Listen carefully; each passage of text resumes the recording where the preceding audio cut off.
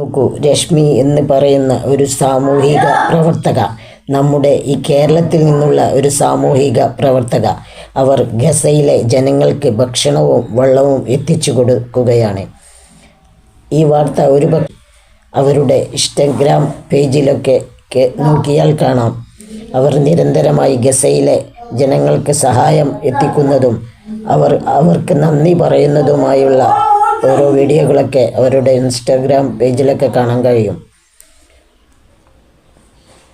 ഒരുപക്ഷെ മുസ്ലിം ജനതയായിരിക്കും ഗസയിലെ ജനങ്ങൾക്ക് സഹായം എത്തിക്കാനൊക്കെ മുന്നിട്ടിറങ്ങിയിരിക്കുന്നത്. എന്നാൽ നമ്മൾ മനസ്സിലാക്കേണ്ടത്, മുസ്ലിങ്ങൾ മാത്രമല്ല അവരെ ചേർത്ത് പിടിക്കുന്നത്. വിവിധ എല്ലാ മതസ്ഥരും അവരെ ചേർത്ത് പിടിക്കുന്നുണ്ട്.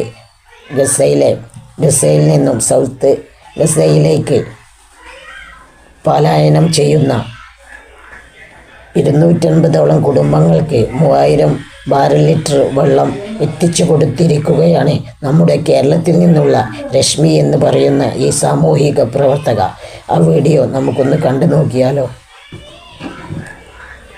പ്രയാസമനുഭവിക്കുന്ന, ദുരിതമനുഭവിക്കുന്ന ആ ജനതയെ ചേർത്ത് പിടിക്കുന്ന മനോഹരമായ ആ ഒരു പ്രവർത്തനങ്ങൾ അധികമൊന്നും ചർച്ച ചെയ്ത് കണ്ടിട്ടില്ല എന്നുള്ളതാണ് നാം മനസ്സിലാക്കേണ്ട വിഷയം. പത്രവാർത്താ മാധ്യമങ്ങളിൽ പോലും ഈ ഒരു വാർത്ത അധികം റിപ്പോർട്ട് ചെയ്തിട്ടില്ല എന്നുള്ളതാണ്.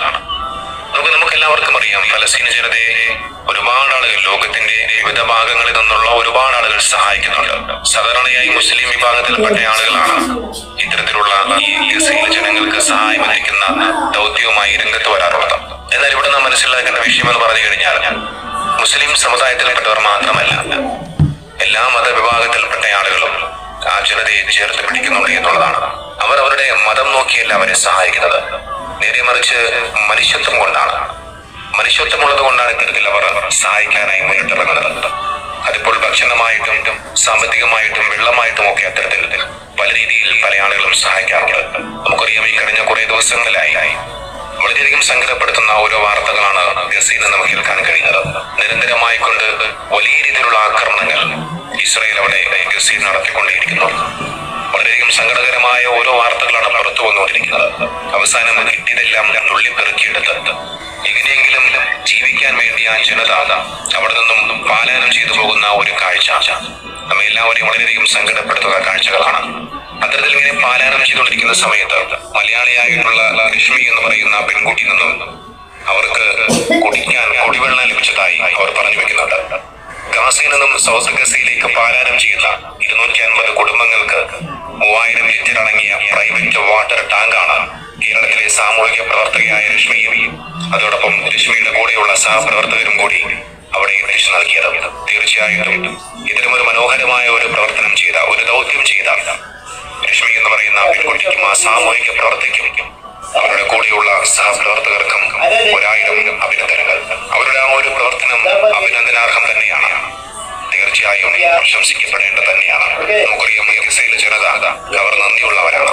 ഇത്രയധികം പ്രയാസങ്ങളിലൂടെയും ബുദ്ധിമുട്ടുകളിലൂടെയും കടന്നു പോകുമ്പോൾ അവരെ ആരെങ്കിലും ഒന്ന് സഹായിച്ചു കഴിഞ്ഞാൽ, അതിപ്പോൾ ഭക്ഷണമായിട്ടും വെള്ളമായിട്ടും, ഇനി അതുമല്ലെങ്കിൽ ഒരു നല്ല വാക്കുകൊണ്ടെങ്കിലും അവരെ ഒന്ന് സമാധാനപ്പെടുത്തിയാൽ അതിപ്പോഴത്തെ അവസ്ഥയിൽ അവരെ സംബന്ധിച്ച് അത് വലിയ സന്തോഷം നൽകുന്ന ഒരു കാര്യമാണ്. അത്തരത്തിൽ തങ്ങളെ സഹായിക്കുന്നവരെ അവർ ചേർത്ത് പിടിക്കുന്ന, അവർക്ക് നന്ദി പറയുന്ന കാഴ്ചകൾ നമ്മൾ നിരന്തരമായി കാണാറുണ്ട്. ആരെങ്കിലും അവർക്ക് വെള്ളം കൊടുത്തു കഴിഞ്ഞാൽ, ഭക്ഷണം കൊടുത്തു കഴിഞ്ഞാൽ അവരുടെ പേരുകളൊക്കെ അവർ ഇങ്ങനെ ബോർഡുകളിൽ എഴുതി വെച്ചുകൊണ്ട് അവർക്ക് നന്ദി പറയുന്ന വീഡിയോ ദൃശ്യങ്ങൾ അവർ പുറത്തിറക്കാറുണ്ട്. അത്തരത്തിലാണ് ദാഹിച്ചു വലഞ്ഞു നിന്ന ആ ഗസയിലെ ജനതയ്ക്ക് വെള്ളം എത്തിച്ചു നൽകിയ രശ്മി എന്ന് പറയുന്ന പെൺകുട്ടിക്ക് ആ ഗസയിലെ ജനത നന്ദി പറയുന്ന ആ ഒരു വീഡിയോ ഞാൻ കാണാനിടയായത്. ഏതായാലും ആ ഒരു വീഡിയോ ഞാനൊന്ന് കാണിക്കാം.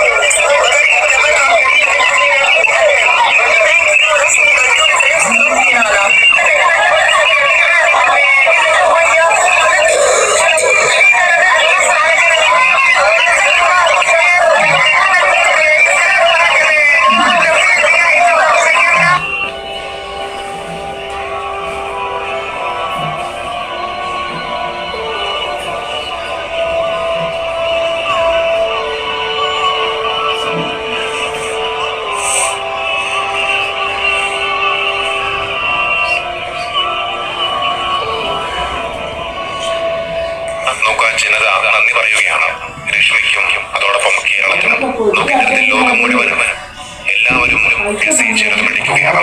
അവിടെ നിന്നും കേൾക്കുന്ന ഓരോ വാർത്തകളും ദൃശ്യങ്ങളും ലോകത്തെ നൊമ്പരപ്പെടുത്തുകയാണ്. മനുഷ്യത്വമുള്ള ഒരു മനുഷ്യനും അവിടെയുള്ള കാഴ്ചകൾ കണ്ടുനിൽക്കാനാവില്ല. ഒരുപക്ഷെ നിങ്ങൾ എല്ലാവരും ഈ 2 ദിവസങ്ങളിലായി ഏറ്റവും കൂടുതലും കേട്ടുകൊണ്ടിരിക്കുന്ന ഒരു വാക്കായിരിക്കും സുമൂദ് ഫ്ലോട്ടില്ല. അവിടെ പ്രയാസം അനുഭവിക്കുന്ന അവിടെയുള്ള ജനങ്ങൾക്ക് ഭക്ഷണവും വെള്ളവും ഒക്കെ എത്തിച്ചു നൽകുവാൻ വേണ്ടി പുറപ്പെട്ട ബോട്ടുകളാണ് ഈ പറയപ്പെടുന്ന സുമൂദ് ഫ്ലോട്ടില്ല എന്ന് പറയുന്നത്. അത്തരത്തിൽ അവർ സഞ്ചരിച്ചുകൊണ്ടിരുന്ന ആ ബോട്ടുകൾ ഇസ്രായേലിന്റെ അതിർത്തിയിലേക്ക് കടന്ന സമയത്ത് ഇസ്രായേൽ പട്ടാളം ആ ബോട്ടുകൾ പിടിച്ചെടുക്കുകയും ആ ബോട്ടിലുണ്ടായിരുന്ന ആളുകളെ അവർ അറസ്റ്റ് ചെയ്യുന്ന വാർത്തകളൊക്കെ ഇപ്പോൾ പുറത്തു വന്നിരിക്കുന്നു. നമുക്ക് ഇത്രത്തോളം മനുഷ്യത്വരഹിതമായ പ്രവർത്തനങ്ങളാണ് ഇസ്രായേൽ കാഴ്ചവെച്ചുകൊണ്ടിരിക്കുന്നത് എന്നുള്ളത് നാം എല്ലാവരും മനസ്സിലാക്കേണ്ടതുണ്ട്. നമുക്ക് ഒരു വശത്ത് ഇസ്രായേൽ ബോംബാക്രമണത്തിലും മിസൈൽ ആക്രമണത്തിലും ഡ്രോണാക്രമണത്തിലും ഒക്കെ അവിടെയുള്ള ജനങ്ങളെ കൊന്നുകൊണ്ടിരിക്കുമ്പോൾ മറുവശത്ത് വിഷപ്പും ദാഹവും സഹിക്കാൻ കഴിയാതെ കുടിക്കാൻ ഒരു തുള്ളി വെള്ളം കിട്ടാതെ ഭക്ഷണം കിട്ടാതെ ശരീരമാകെ മെലിഞ്ഞ് ശോഷിച്ച് മരണപ്പെട്ടു പോകുന്ന വാർത്തകൾ നിരന്തരമായി കേട്ടുകൊണ്ടിരിക്കുന്നു. അത്തരത്തിൽ ഗസയിലെ ജനങ്ങളെ പട്ടിണി കിട്ടു കൊല്ലുകയാണ് ഇസ്രായേൽ ഭരണകൂടം. നമുക്ക് ഇത്രയധികം ക്രൂരതകൾ ആ ജനതയോട് ഇസ്രായേൽ കാണിച്ചു കൂട്ടിയിട്ടും പലപ്പോഴും ഇസ്ലാമിക രാഷ്ട്രങ്ങളിലെ ഭരണത്തലവന്മാർ അവർ ഇതിനെക്കുറിച്ചൊന്ന് ശബ്ദിക്കാൻ പ്രതികരിക്കാൻ മുന്നോട്ട് വരുന്നില്ല എന്നുള്ളതാണ് മറ്റൊരു വിഷയം എന്ന് പറയുന്നത്. നമുക്കിവിടെ ഹിന്ദുമത വിശ്വാസികളായ ജനത അതോടൊപ്പം ഇസ്ലാമിക രാഷ്ട്രമല്ലാത്ത അവിടെയുള്ള ഓരോ ഭരണാധികാരികളും ഗസയ്ക്ക് വേണ്ടി ശബ്ദിക്കുമ്പോൾ ഇസ്ലാമിക രാഷ്ട്രത്തിലെ ഭരണത്തലവന്മാരും അവിടെയുള്ള ഭരണാധികാരികളുമൊക്കെ നിശബ്ദരായി മാറുന്ന അതിനെക്കുറിച്ച് പ്രതികരിക്കാൻ നട്ടലില്ലാതെ വരുന്ന അത്തരം കാഴ്ചകളാണ് നാം എല്ലാവരും കണ്ടുകൊണ്ടിരിക്കുന്നത്. നമുക്കിതിൽ നിന്നും കാലം കണക്ക് ചോദിക്കാതെ കടന്നു പോകില്ല. പഴയകാല ചരിത്രം അതിന് സാക്ഷിയാണ്. നോക്കി എത്രയെത്ര ഏകാധിപതികളായ ഭരണാധികാരികൾ, അഹങ്കാരികളും ധിക്കാരികളുമായ ഭരണാധികാരികൾ അവരെല്ലാവരും ഇപ്പോൾ ഇവിടെയാണ്. മണ്ണോട് മണ്ണ് അലിഞ്ഞു ചേർന്നു. എല്ലാവരും ഇവിടെ നൂറ്റാണ്ടുകളായി ശാശ്വതമായി ഇവിടെ ആരും ജീവിക്കാൻ പോകുന്നില്ല. എല്ലാവരും മരണപ്പെടേണ്ടവരാണ്. പക്ഷേ ധിക്കാരികളും അഹങ്കാരികളുമായ ജനതയുടെ അവരുടെ അവസാനത്തെ അന്ത്യമെന്ന് പറയുന്നത്, അവരുടെ അവസാനത്തെ മരണമെന്ന് പറയുന്നത് അത് വല്ലാത്തൊരു അവസ്ഥയായിരിക്കും. നമുക്കെല്ലാവർക്കും അറിയാം, മുൻ ഇസ്രായേൽ പ്രധാനമന്ത്രിയായ ഷാരോൺ ഒരുപക്ഷേ നെതന്യാഹു ഇപ്പോൾ ചെയ്യുന്ന ക്രൂരതയേക്കാൾ വലിയ രീതിയിലുള്ള ക്രൂരതകൾ ഗസയിലെ ജനതയ്ക്ക് മേൽ നടത്തിയ ഒരു ഭരണാധികാരിയായിരുന്നു. അവസാനം ഷാരോൺ എങ്ങനെയാണ് മരണപ്പെട്ടത് എന്നുള്ളത് ചരിത്രം സാക്ഷിയാണ്. വർഷങ്ങളോളം ഒന്നനങ്ങാൻ പോലും കഴിയാതെ കിടന്ന കിടപ്പിലായിരുന്നു ഷാരോൺ മരണപ്പെട്ടു പോയത്. അതുകൊണ്ട് ഇപ്പോൾ ചെയ്തു കൂട്ടുന്ന ഈ ക്രൂരതകൾക്കും ഈ അനീതികൾക്കും ഒരു നാൾ ഇത്തരം ഭരണാധികാരികൾ അവർ അനുഭവിച്ച് ഈ ഭൂമിയിൽ നിന്നും മടങ്ങുകയുള്ളൂ.